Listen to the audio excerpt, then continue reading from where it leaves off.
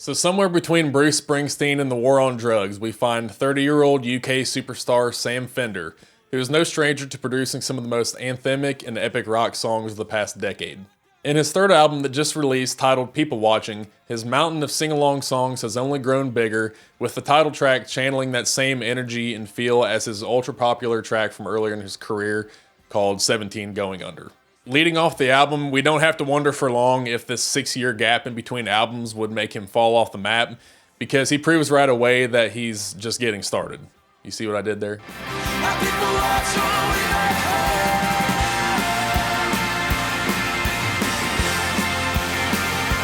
So I just mentioned some comparisons that likens him to Bruce Springsteen and the war on drugs, and I'd like to expand on the former a bit, as those are some pretty big shoes to fill, and not everyone should just be compared to the boss without some solid evidence.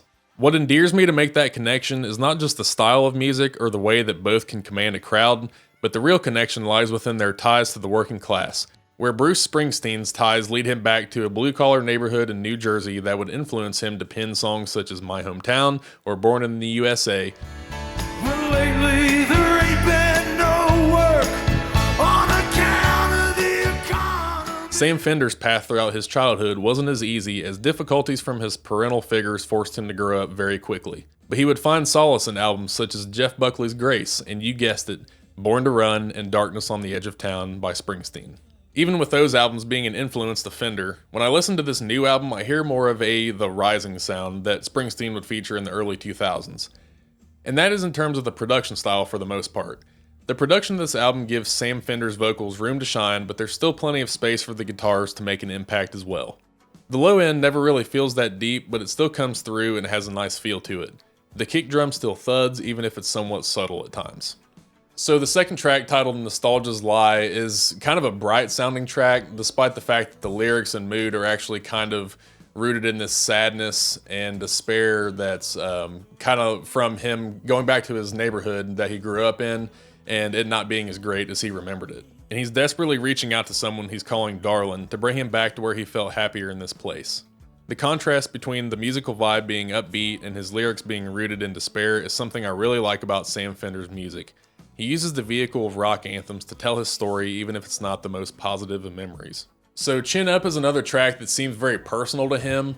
It kind of lives in that same universe as Nostalgia's Lie, it seems like, but he addresses this metaphorical weight in his head that's kind of like bringing him down, and he's determined to keep his chin up.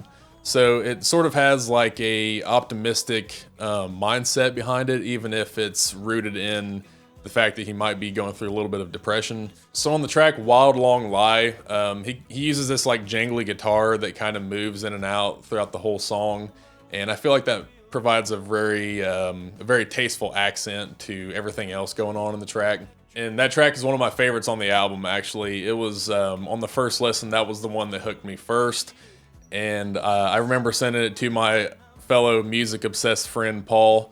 We kind of have this inside joke where if we're sending each other some music, we say something negative about it, but really we mean the opposite. So I sent that song to him, was like, this song sucks. He can't even write a song. And we just inherently kind of know what each of us are talking about.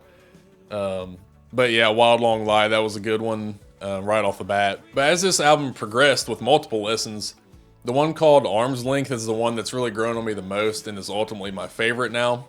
As a rock song, it's not really like reinventing the wheel at all, but man, the hook in this one, the do you have to know me inside out.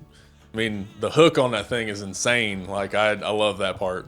And Crumbling Empire is next in that murderer's row of like tracks 4 through 6.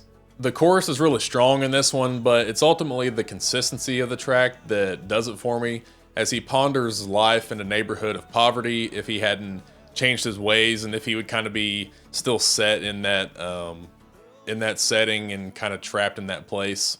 And I'm definitely a fool for a good salt shaker of a drum beat.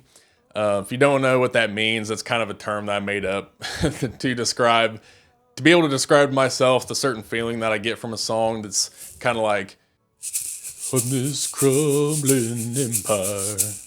You know, that's what I would call like a salt shaker of a track. It kind of has that vibe to it, I guess.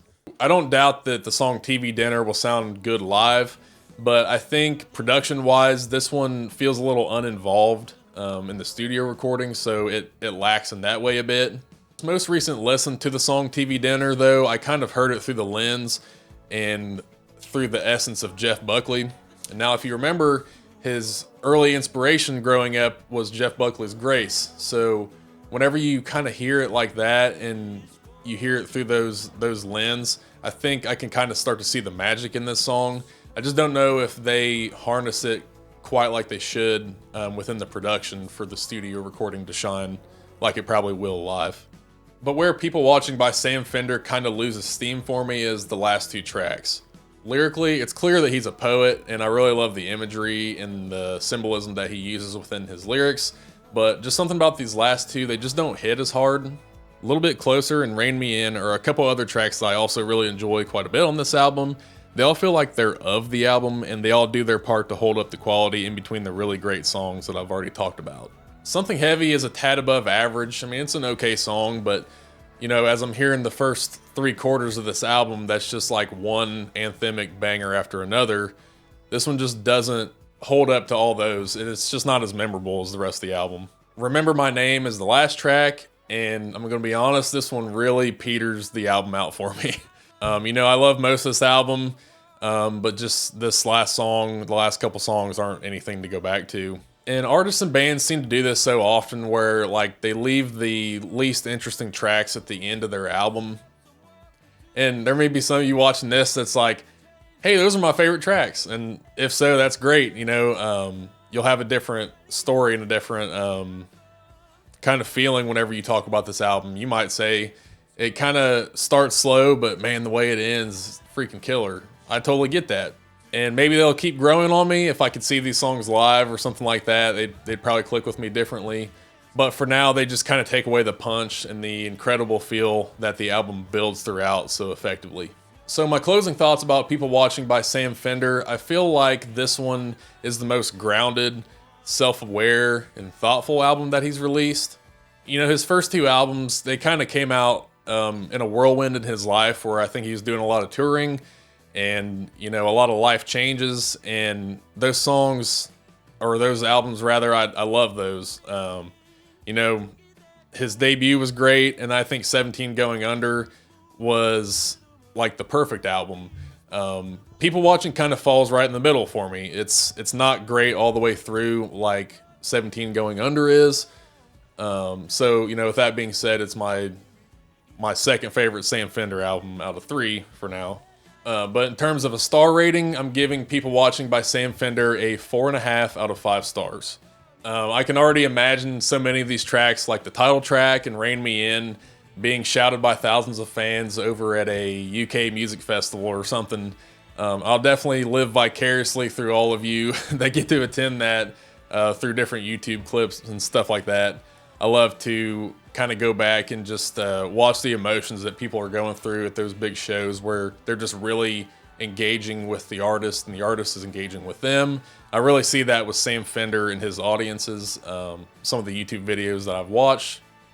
Unfortunately, here in the United States, he hasn't really hit yet, so that fan base isn't as rabid. I don't know if I'll get to experience that firsthand unless maybe I take a trip across the pond and you know, get to see him in that setting. That'd probably be the full Sam Fender experience, I'm sure. So I'm sure a lot of these tracks on this album will only fuel those moments. It's certainly one of my favorite albums of 2025 so far. It's not at the top spot. That's still Sharon Van Etten and the Attachment Theory, which I've also reviewed on this channel if you want to check that out. So that about wraps up my review for today, but if you like this content and would like to see more, please subscribe here to Last Few Spins so you don't miss out on any future album reviews or deep dives about various music topics. But until next time, thanks for watching.